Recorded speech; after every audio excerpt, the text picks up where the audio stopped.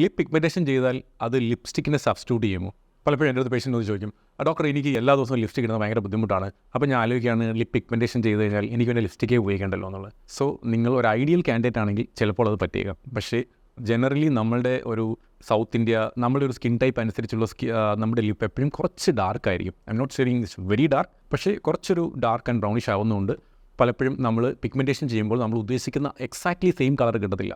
Because നമ്മൾ അടിയിലുള്ള skin കളറിൻ്റെ മുകളിൽ ഒരു കളർ കൊണ്ട് മാസ്ക് ചെയ്യാണ്. ഇപ്പോൾ ലിപ്സ്റ്റിക് എന്ന് വെച്ചാൽ എന്താണ്? ലിപ്സ്റ്റിക് നമ്മൾ സർഫസിലാണ് ഇടുന്നത്. നമ്മൾ അതിനടിയിലുള്ള എല്ലാ സാധനവും ലിപ്സ്റ്റിക് ഇടുമ്പോൾ കവറായിട്ട് ലിപ്സ്റ്റിക്കിൻ്റെ കളർ മാത്രമേ നമ്മൾ കാണുള്ളൂ.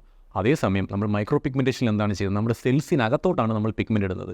സോ ആ അകത്തേക്കിടുന്ന പിഗ്മെൻറ്റ് ആ സെല്ലിൻ്റെ സർഫസിലുള്ള സ്കിന്നിൻ്റെ ത്രൂ ദ സ്കിന്നാണ് നമ്മൾ കാണുന്നത്. അപ്പോൾ അതെപ്പോഴും ആ സ്കിന്നിൻ്റെ കളർ അത് വേരി ചെയ്യും.